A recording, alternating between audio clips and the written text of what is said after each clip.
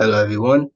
Today we will be discussing section 2 of the Spanish CSEC paper 2, which will be informal letter writing. All right, so let's get into it.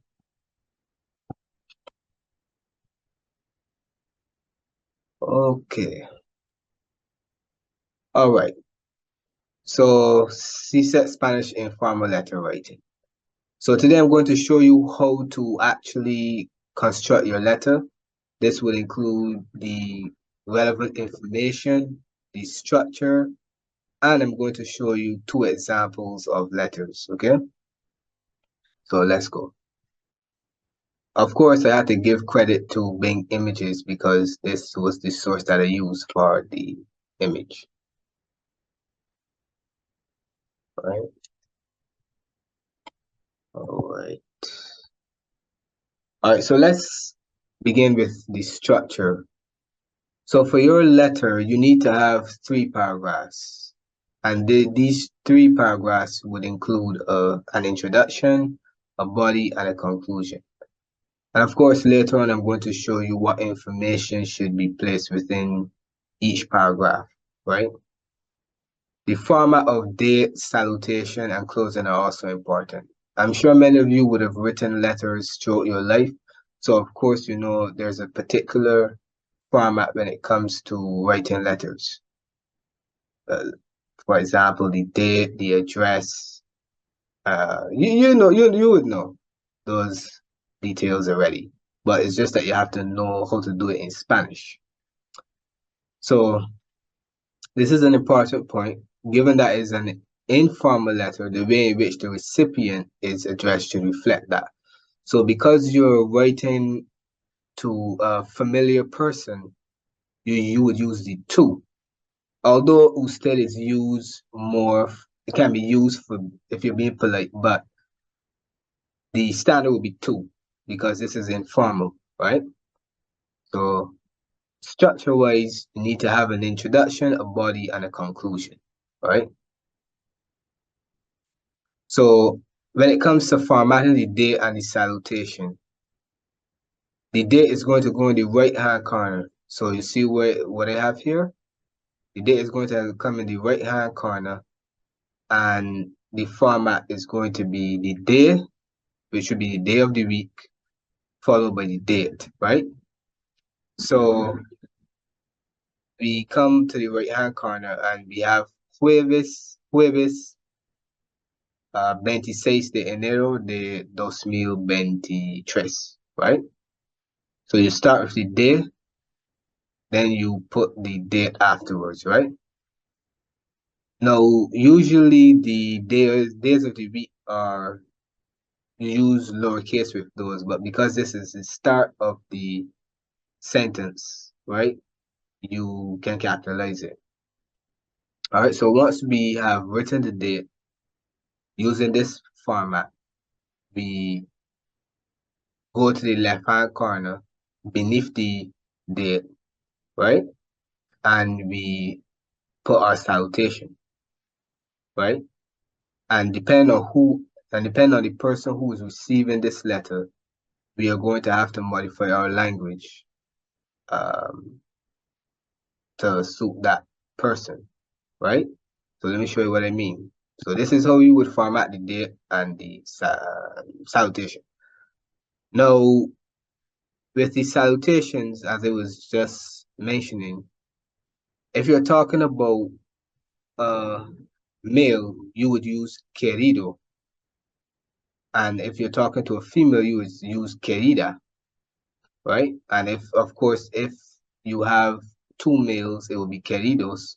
2 females, it would be queridas.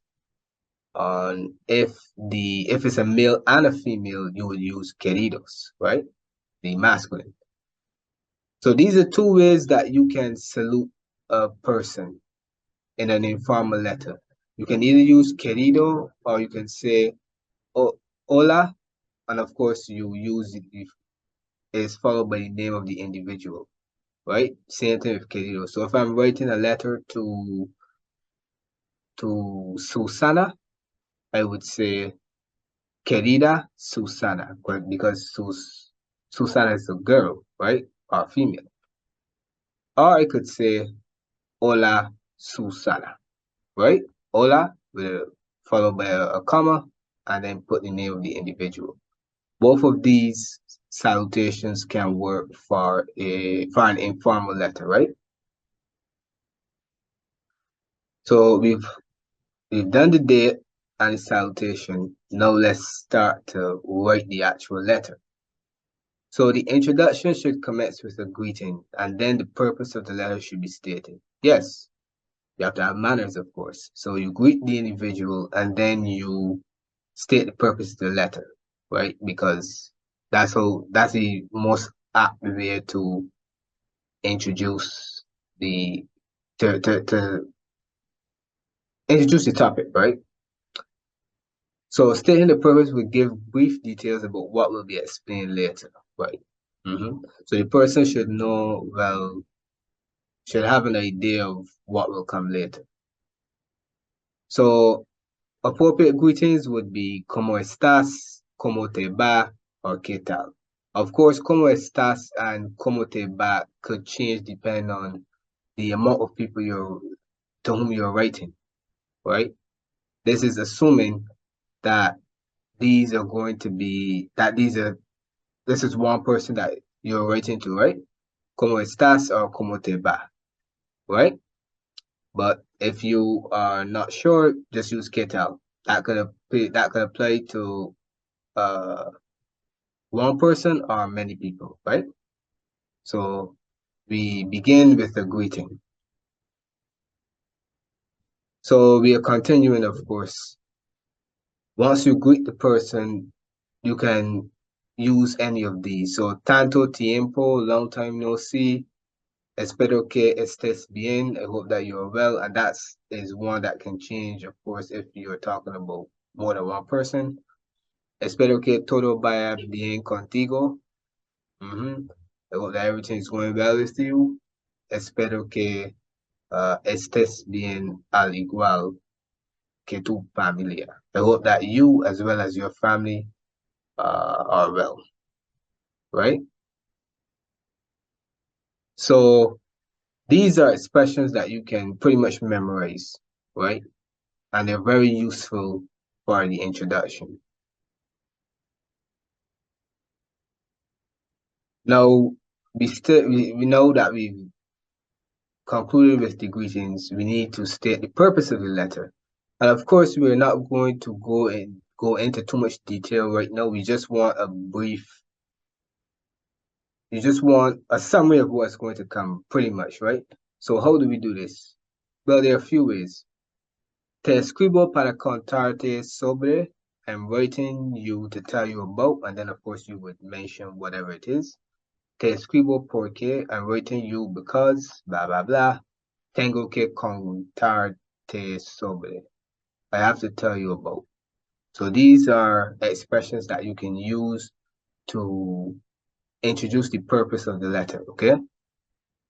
And of course, if you're writing to more than one person, then some changes would have to take place. But this is for one person. The body and the conclusion. So the body should contain the information required by the cues. Well, most of it. Because when you're stating the purpose of the letter, you're going to you may actually begin to address some of the cues that are required, right? But the bulk of the cues would be addressed in the body, right? So you need to pay attention to your uses of tenses and moods, like the subjunctive, the imperfect versus the preterite, and the future, because you need to know your tenses in order to construct a letter that is adequate. And the conclusion, of course, should bring the letter to an end with an appropriate farewell. And of course, I'm going to show you some appropriate farewells. So that's the body and the conclusion, right? Now, farewells. Espero verte pronto. Cuídate. Escríbeme pronto. Nos vemos pronto. So these are all appropriate ways that you can, these are all appropriate farewells or goodbyes, right? Mhm. Now, when you're closing, the closing has to go in the left-hand corner and it should line up underneath the salutation, right? So the salutation would be querido or querida or hola, depending on which one you use, right? And it's going to be underneath the, it's going to align, right? Or it's going to line up underneath the salutation, right? So, un beso grande, a big kiss, Carlos. Remember, this is informal, so the language needs to reflect that, right? So you don't need to be formal. Just something as simple as un beso grande, all of those can work, right? But remember, the closing goes in the left-hand corner and it should line up underneath the salutation. So these are ways that you can close.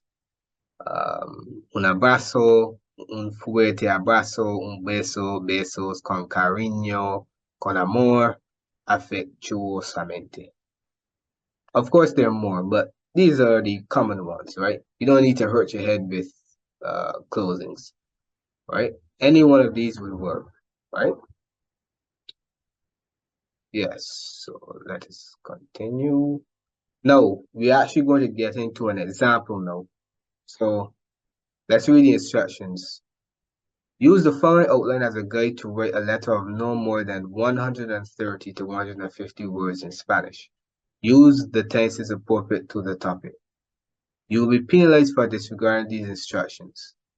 Your Spanish friend spent some time in your country and has returned home.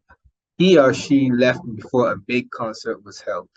Write the letter you sent to him or her about the concert in which you include 1. When it was held, who you went with, and how you went. 2. Specific details about the performances at the concert. 3. Something interesting that happened at the concert. And 4. Plans you will make for his or her next visit. Do not write your real name and address, but include the date in Spanish and use the appropriate beginning and ending. See? So these are going to be the instructions that you will be given. So first off, we need to figure out who is our friend. Is our friend going to be a male or a female, right? And we have to give our friend a name. We have to give ourselves a name as well, and think of a Spanish name, right? Because you don't actually use your real name, right? All right. So you see from the cues, you're going to have to use a variety of tenses, including preterite, imperfect, and future, right? So this is why it says important that you know your tenses. All right, so let's see what I would have written. All right, I'm not sure if the window might, the footage of me might be blocking the top, but either way you would know that a year would follow that, so that shouldn't be a big problem. All right, so I start with my date, martes, Tuesday, 28 de febrero, de 2023, right? Okay, so that's my date in the right hand corner. Now I come and I give my salutation and I'm calling my friend Kelly. So querida Kelly. ¿Qué tal, amiga? Espero que estés bien al igual que tu familia. So how are you doing, my friend? I hope that everything is well with you and your family. Now I get into the purpose. Te escribo para hablarte de mi experiencia en el concierto de Drake. Because remember, we're talking about a concert. So here I introduce my purpose. I'm writing you to tell you about my experience at Drake's concert. You had to mention when it took place. So I said, tuvo lugar hace 3 días. It took place 3 days ago. Y fui con mi primo.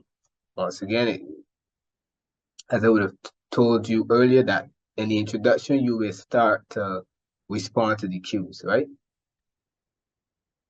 So I mentioned there who I went with, right? With whom I went. Tomamos un taxi para llegar ahí. We took a taxi to get there or to arrive there. Disfruté mucho de las actuaciones de Drake porque cantó apasionadamente. So I really enjoyed, right, the performances of Drake because he sang passionately. El público lo pasaba bien también porque cantaba con él.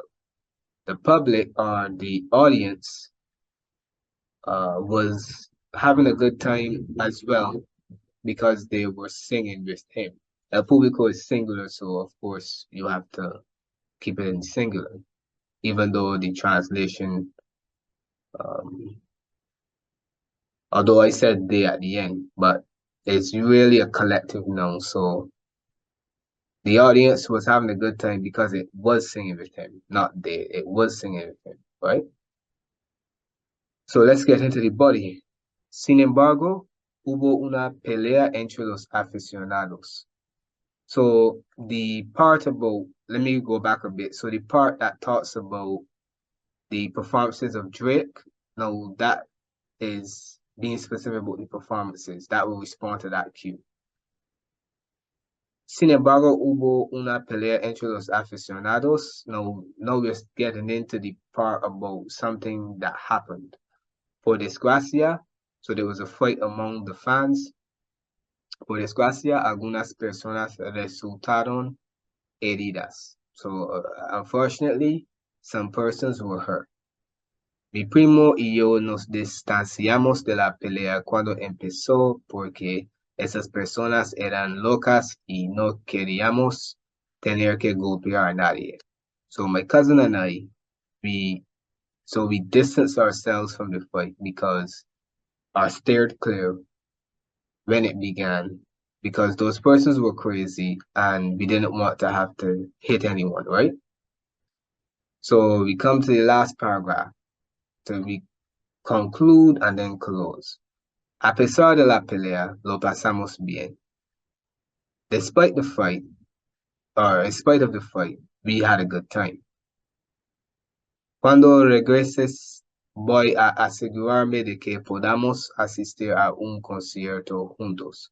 So when you return, I'm going to make sure that we can attend a concert together, right?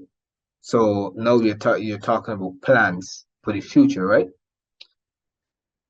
And you use the subjunctive with the verbs like asegurarse because it is talking about an intention, so you would use the subjunctive there. Okay, voy a comprar las entradas muy temprano. I'm going to buy the tickets very soon. No te preocupes, amiga. Ya estoy emocionado. Do not worry, my friend. Do not worry, friend. Right? I am already excited. And then, of course, a closing. Not a closing. Yes, a closing. Espero verte pronto. Right? Espero verte pronto. So that's my farewell. No, that's my farewell, not closing. That's my farewell. No, my closing, as you see, it is directly underneath not directly underneath, but it is under the salutation, right? So you see how it comes underneath the salutation, it lines up underneath, right? So that's what I meant when I said that the closing should line up underneath the salutation, right? So you see this is a sample letter. And you see all the information required by the cues within the letter. Of course, you have 130 to 150 words to play with. The address and closing and stuff like that wouldn't count because those are mandatory. So what would count would be what you actually write within the introduction, body, and the conclusion, right? So this is an example of a response. But let's look at another example.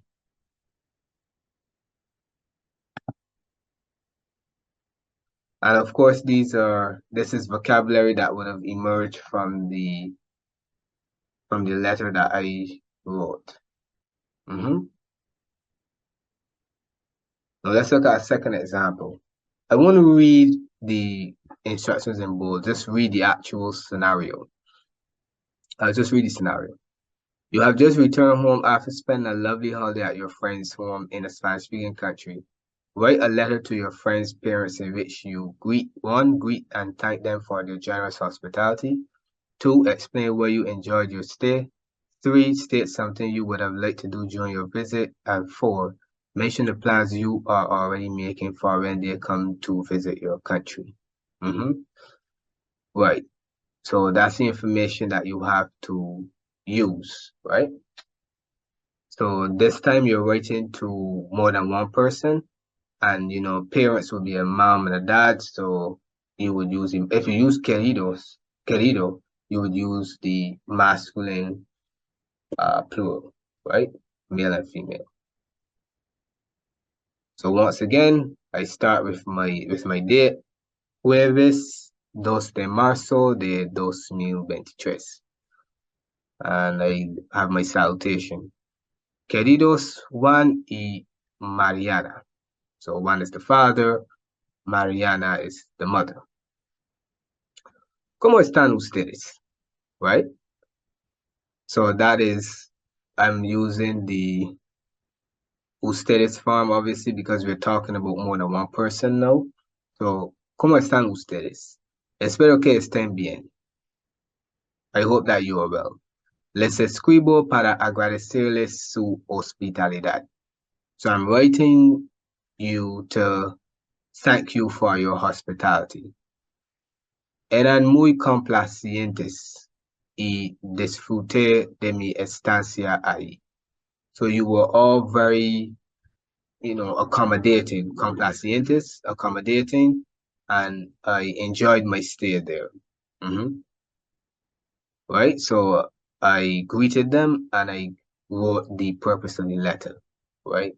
So I thanked them for their hospitality.